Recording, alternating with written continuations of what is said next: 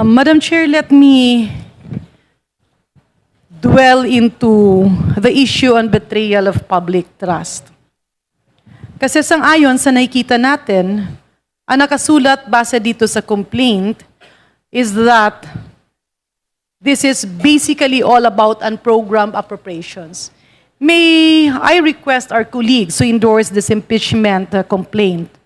When we talk about unprogrammed appropriations, saan na mga ahensya ito dumadaan and who are the final determinants of the approval and listing of such, including prioritization?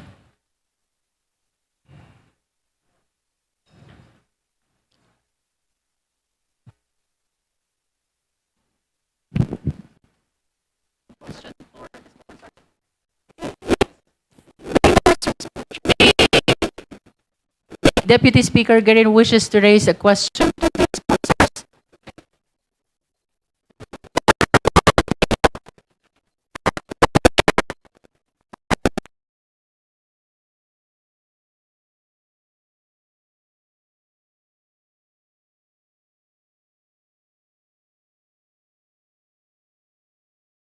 Para sa General Appropriations Act, partikular ng 2023 at 2024 na binabanggit dito sa complaint, ang sinasabi po doon ay ang paggamit ng unprogrammed appropriations ay magiging alinsunod sa Section 35, Chapter 5, Book 6 ng Administrative Code. So may explicit reference po sa special provision ng unprogrammed appropriations dito sa provision na ito. At ang sinasabi po ron na expenditures from lump sum appropriations, so ibig sabihin, sa GAA mismo, sinasabi na ang unprogrammed appropriations ay isang tipo ng lump sum appropriation na covered ng provision na ito. At ang sabi ay expenditures from lump sum appropriations authorized for any purpose or for any department, office, or agency in any annual General Appropriations Act shall be made in accordance with a special budget to be approved by the President. So yun po yung proseso na tinatakda. So kung meron pong Madam Chair, if I may, purpose sa unprogrammed appropriations, kailangan Please gumawa. let the Honorable Tino finish his Kailangan answer. gumawa ang kinauukulang ahensya na covered nung purpose na yon, authorized, ay na gumawa ng special budget at ito ay isusumite sa Presidente para sa kanyang approval. At sa approval lamang ng Presidente, maaaring gastusin ang unprogrammed appropriations. So, Presidente po ang may sole and exclusive na kapangyarihan at discretion kung ano ang maaari at hindi maaaring paggamitan ng unprogrammed appropriations. Madam Chair, The let me Honorable go T.S. back Garin. to the answers of the Honorable Tino. Balikan po natin. While it is true that you cited a provision in the General Appropriations Act, at ang pagkakaintindi mo ay it's the sole prerogative of the President, let us look at the actual process. That's why I was trying to interrupt earlier, and apologies for that. Balikan natin. Unang-una, saan ba nanggagaling yung paglista ng unprogrammed appropriations? If the good sponsor can directly answer the specific agency or the specific agencies. Honorable Tino. Yung step 1. Depende po sa purposes na nakasaad sa unprogrammed appropriations. Kung gusto nyo po, pwede nating tignan Yeah. ang With due mga courtesy to special the Honorable provisions. Tino, if I may, At balik kung- tayo dun sa tutuloy ko lang proseso. po, at kung ang purpose na tinutukoy katulad sa 2024 ay yung tinatawag na CPAG, which covers infrastructure programs. Yeah. Madam Chair, dadaan po, with ang due courtesy, DPWH please po ang allow Honorable magpe-prepare. Tino to finish the answer. DPWH po, ang secretary ng DPWH ang magpe-prepare ng special budget. Okay. Madam Chair, if I may, with due Honorable courtesy Garin. to my colleague, can we answer direct to the point? Kasi gusto kong i-establish yung proseso so that I can be guided on whether there is, so if it is sufficient in substance or not. Let's go back to the process. Ang tanungan natin, where does it emanate? And if I get it correctly from your answer, it emanates from the department. Is that right, Madam Chair? Honorable Tino. That is correct. Okay. So ibig sabihin, itong listahan ng unprogrammed appropriations, lahat na ito ay nanggagaling sa kanya-kanyang departamento. Is that correct, Madam Chair? Po. After the department would pencil that in, saan po siya napupunta, Madam Chair? Honorable Tino. Madam Chair, dadaan ito sa DBM. Okay. And in the process of going to the Department of Budget and Management, who defends that proposed list of unprogrammed appropriations, Madam Chair? Honorable Tino.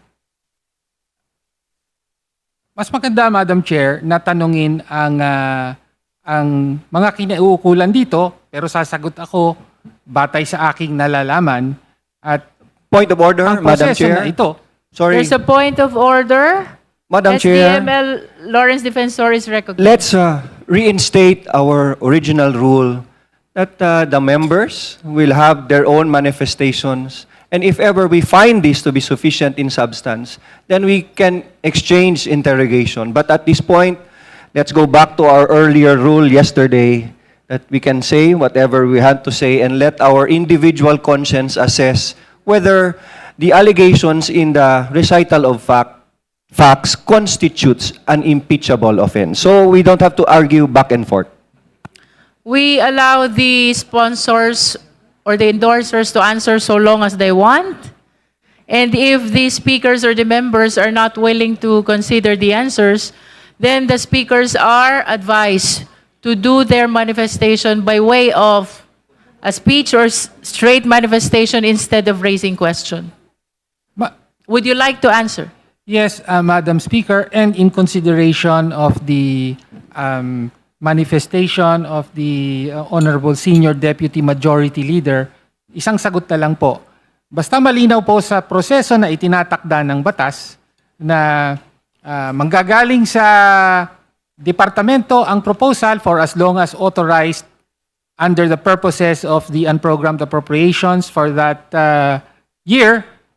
Tapos, dadaan sa DBM, pero ultimately, at ito po ang pinaka-importante, ang autorisasyon ng paggamit sa unprogrammed appropriations ay sa presidente. No? Ang ibig din sabihin nito, meron din siyang kapangyarihan, kung mayroon siyang kapangyarihang mag-authorize, meron din siyang kapangyarihang hindi mag-authorize. At yun po ang isang batayan na sinasabi natin kung bakit inabuso niya ang kapangyarihang ito. Kaya po, betrayal of public trust. Madam Chair. Honorable Garin. Yeah. Thank you very much, distinguished colleague, for that response. The reason why I asked that is that I wanted to be clarified because based on the complaint, it stated and it appears, and especially during the initial answers of our distinguished sponsor, tila ang naipapalabas na ang presidente ang may diskresyon or may kapangyarihan at pumili kung ano ang mapopondohan.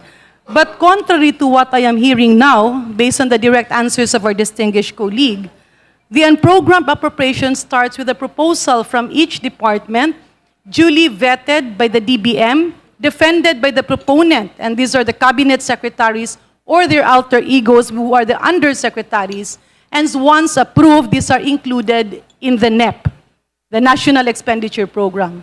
After that, it is forwarded to Congress and Senate.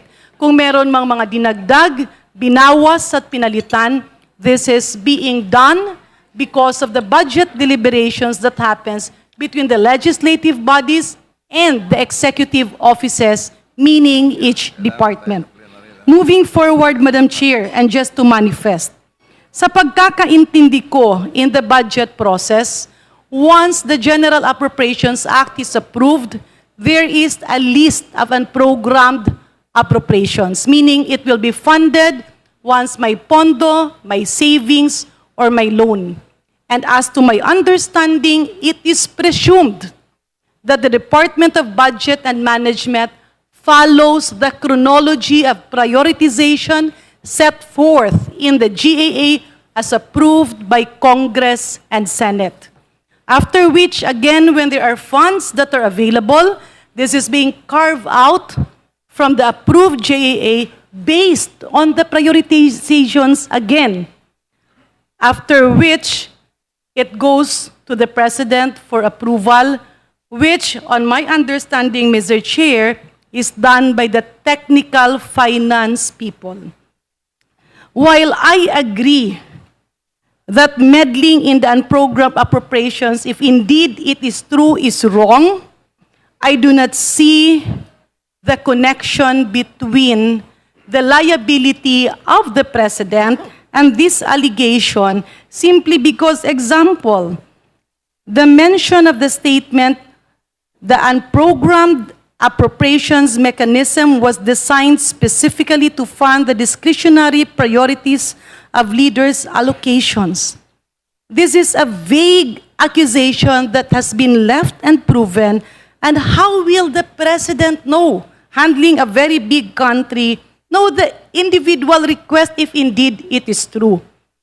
Next, Madam Chair, it can set a precedence for future actions because, again, the inaction of the President to approve or to sign the request of the DBM that was carved out from the prioritization as stated in the General Appropriations Act might be misconstrued as he is being remiss of his duty because that is expected to have passed through the proper channels, considering that, again, prioritization and listing emanated from the end user, the department, duly vetted by several technical people, culminating before Congress and Senate and going back to the DBM for implementation. In other words, Madam Chair, much as I wanted to ask questions because I really wanted to be clarified, but with due courtesy to the manifestation of our good Senior Deputy Majority Leader, let me just state it clearly. Unang-una, sino ang nag-request? Ito yung iba-ibang mga departamento. Sino ang nagtatanong kung ito ba ay kailangan o hindi? The technical people of the Department of Budget and Management who are career people. Hindi nga ito yung executive, hindi ito yung secretaries. After that, it goes to the cabinet. And the cabinet endorses that to the President. And then it becomes the National Expenditure Program. Dumadaan ng Kongreso, dumadaan ng Senado, nagkakaroon ng sagutan ang legislatura at eksekutiba. After the approval of that GAA, kung saan nakasaad doon yung 1, 2, 3, 4, 5, and my understanding, Madam Chair, is the chronology is followed. So kung ang Presidente ngayon ay isa-isa yang titingnan that will set for a precedence by us giving the signal that the President is supposed to be the technical financial determinant of all of these factors. In other words, Madam Chair, mali yung sumobra masyado yung program appropriations, if indeed that is true. However, I find it unfair to blame it on the President because we, as members of Congress, should also have taken a proactive stand in policing, in asking the cabinet secretaries, and this is precisely the reason, Madam Chair, I'm just looking out of the balcony. May I request my distinguished colleagues that we should activate the oversight committees in Congress so that whatever requests on a program appropriations that the cabinet secretaries are putting forward should also be vetted, especially the impact and the prioritization. Kasi yung pasunod-sunod na numero nun galing sa proponent, nasa budget, at ina-approve, andun na lang sa pinakahuli, what the President usually does is synonymous to a ministerial duty, allowing the technical people and the executive people on the ground to apply what has been approved by many aspects in our government. Thank you, Madam Chair. Madam Chair. Thank you, Honorable Diaz-Garin. The Honorable Tino is recognized. Kailangan ko lang pong tumugon kasi mukhang meron pong basic na misunderstanding ang kagalang-galang na Deputy Speaker Garin sa aligasyon dito sa ikalawang bahagi. No? Kasi parang ang intindi niya na ang abuso ng discretion ng Pangulo ay naganap during budget preparation, yung paghahanda ng NEP. Pero hindi po. Ang tinutukoy po natin dito ay abuso ng discretion ng Pangulo during budget execution, sa paggastos na po ng budget, hindi na po sa preparasyon. No? Kaya hindi po natin kine-question dito to raise or to also engage with the point earlier raised by several other representatives. Hindi po natin kine-question dito yung act of Congress na nag-approve ng unprogrammed appropriations. Ang kine-question po natin yung pagpapatupad ng Pangulo. At ang dinidiin po natin, ayon sa batas, sole and exclusive ang kapangyarihan ng Pangulo dito. Bakit po ganun ang batas? Bakit binibigay sa Pangulo ang sole discretion to authorize the use of unprogrammed appropriations? Dahil lump sum po siya. Inaprubahan ng Kongreso ang unprogrammed appropriations na meron lamang general purposes pero walang line item na magtutukoy kung ano-anong mga proyekto ang nasa ilalim ng mga purposes nito. Lump sum po yun. No? Kaya nga po, tinakda talaga sa admin code na kailangan, kung gagastusin ng unprogrammed fund na lump sum, kailangan may direct authorization ng Pangulo. Dahil sa mata ng batas, siya na ang final check and balance dito. Kaya may responsibilidad siya na tiyakin na yung paggagamitan ng unprogrammed appropriations ay matino at totoong proyekto na magsisilbi talaga sa interes ng mamamayan at hindi lamang ghost, hindi lamang kung ano-anong proyekto na pagkikitaan lamang. At yun po ang sinasabi nating abuso ng discretion. Kaya nga, inugnay po natin ang pagpahintulot niya, ang failure niya to exercise proper discretion, kaya naipakita na rin na yung mga marami sa mga tumanggap ng proyekto na pinondohan ng unprogrammed appropriations ay ngayon may kaso sa ombudsman, mga contractors na katulad ng SunWest at Silverwolves, among others. Yun po. So, Madam Chair, mukhang hindi yata naiintindihan ng ilan kung ano yung aligasyon dito sa With all complaint. due respect to DS Garir and the Honorable Tino, we have provided both parties ample opportunity to ventilate their respective arguments and views. We will be terminating your discussions on this point and we will be moving to the next speaker. Madam Chair, can I have a last recap to review? If I allow you for the last recap, DS Garin, will Honorable Tino request again for another recap? It depends.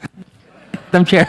With the indulgence of both parties, we are terminating the discussion of your contrary views on this point. Madam Chair, just a very quick 1-minute manifestation. Just for the record. The Deputy Speaker is recognized. Yeah. Madam Chair, just to manifest, hindi po totoong hindi ko naiintindihan ang budget process. Yes, it's a lump sum allocation, but there is an accompanying list enumerating the prioritization and the numbering of the programs. Ang listahan ng mga proyekto, because this has to be corrected, because people listening might think that it's another pork barrel. While it's considered a lump sum, kaakibat doon ang listahan ng mga proyekto na dapat pondohan. And what I am saying, Madam Chair, we cannot set a precedence that will put our government in a jeopardy dahil wala nang gagalaw kung sinasabi natin ang presidente ang dapat maghimay, tumingin at tingnan ang technical at pinansyal na aspeto ng bawat proyekto. In summary, Madam Chair, yes, the authorization is mandated by law to come from the President, but that signature comes only at a point where the Cabinet, the DBM, Senate, and Congress has finished all the vetting process, and he approves based on the knowledge that it is needed, it is the priority, and he does that commensurate to the chronological listing submitted and attached to the General Appropriations Act. Thank you very much, Madam Chair. That is the last. Would you Madam like Chair. to make your last recap? Madam Chair, In the interest I of will not due process. reply to that, Madam Chair. So there ends your discussion. Let's move to the next speaker. The Honorable Eming Pascual is recognized. Thank you, Madam Speaker. Madam Speaker, ito hindi lang para sa atin, sa committee ito o sa kongresong ito, para na din sa maintindihan ng buong Pilipinas. Ng sambayan ng Pilipinong nanonood sa atin ngayon. Tama po na tinatalakay at pinag-aaralan nating mabuti ang mga issues sa impeachment complaint na ito. Pero dapat din po na ang ating pag-aaral ay dahil sa ebidensya at hindi dapat batay sa spekulasyon o opinyon lamang ng kahit na sinong tao. Matapos ko pong basahin at pag-aralan ang mga nakasaad, ang mga basihan ng impeachment complaint ay naalaman ko na sa kabuuan ay wala pong matibay na ebidensya dito. Puro hearsay at sariling opinyon lamang. Ayun ang naging basihan ng impeachment complaint sa sinasabing partisipasyon sa kickback ng ating Pangulo ay wala po kung makitang matibay na ebidensya. Puro hearsay lang po ang opinyon at reklamo dito. Sa sinasabing issue sa katiwalian ng Pangulo ukol sa hindi pagbito sa unprogrammed appropriation na nakalista sa national budget ay wala din po kung makitang sapat na ebidensya na magpapatunay na may nasabing katiwalian dito. Tama po ang sinabi kanina ni Congressman Joel Chua. Meron pong constitutional discretion ang lahat ng executive. Kung dapat siya magbito o hindi. Sino-sino po ba ang mga executive? Yan po ang Pangulo ng Pilipinas, ang gobernador, ang mayor, maging ang kapitan ng barangay. Ako bilang dating mayor sa aming lungsod, hindi po ako nagbibito. Depende po sa amin. Tama din na sinabi ni Congressman Joel Chua kanina, magbuhat noong 1989, pagkatapos ng EDSA Revolution, naging tradisyon na po ito, ang unprogrammed appropriations na ito. Eh di dapat po, marami ng presidenteng natanggal. Kanina, ang sabi ni Congressman Egay Erice, kung pipigilan ng committee ito ang pag-usad ng investigasyon, ano ang magiging imahe ng Kamara? Meron daw po tayong pinagtatakpan dito. Para sa akin, hindi po. Hindi tayo papangit ang imahe sa Pilipinas sapagkat ang committee ito dapat po tumingin tayo sa tibay ng ebidensya. Hindi sa tibay ng video o ng mga news clippings. Halimbawa po, para sa kaalaman ng mga tao sa Pilipinas, ang dating Congressman Saldico, ginamit na ebidensya para sa impeachment complaint. Nasaan siya? Yung video clippings niya, na hindi naman niya sinumpaan dito, hindi yung authenticate na siya talaga yung nagsasalita na yon, paano po natin tatanggapin dito? Para sa akin, yung second offense po ng unprogrammed appropriations, napakalinaw po para sa akin, insufficient in substance. Thank you, Madam Chair.